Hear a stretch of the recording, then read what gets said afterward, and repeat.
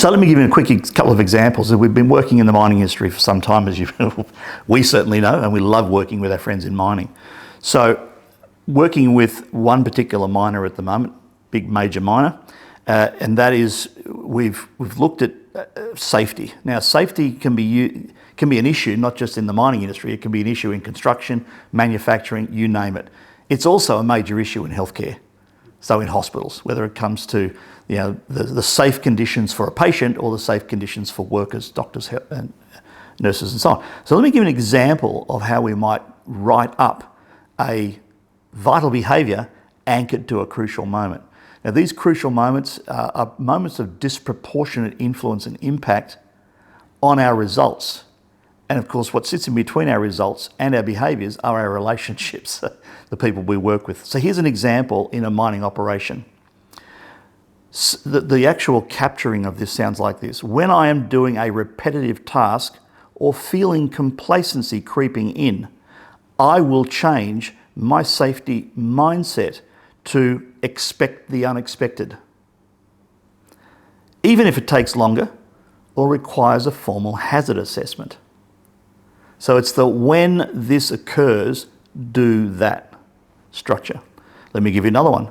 When I see or become aware of a safety gap, hazard, or notice someone around me engaging in unsafe behaviour, I will speak up in a respectful way to make the situation safe. Crucial moment, vital behaviour. Now, in this particular, there's others here, but in this particular client, there are only 4, and yet they are focused in on building a safe workplace culture. Now, there are influence strategies around that. So it's one thing for us to be able to say, here's the vital behaviour we need you to enact, Josh, at this moment in your work life or your shift or your rotation or your role. However, we need to be able to influence you to do that. So what are the 6 sources of influence? So first and foremost, we focus on why people do what they do. You and I do what we do for just 2 reasons. We want to, and we can.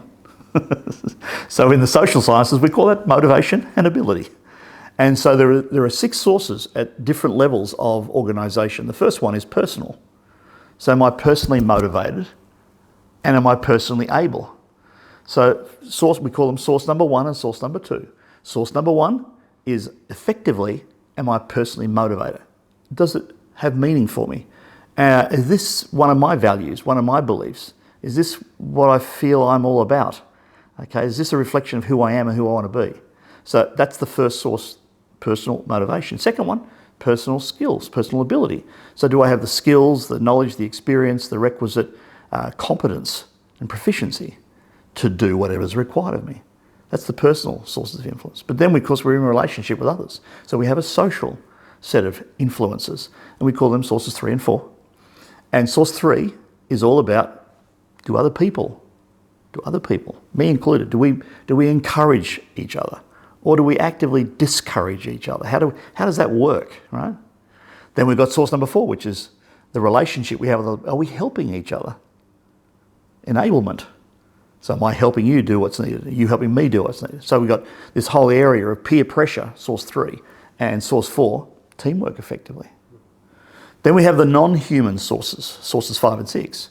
We call those the structural forces of influence that either enable, disable, or encourage, discourage. So I got those around the wrong way, but effectively, source 5 is what we call the economic forces.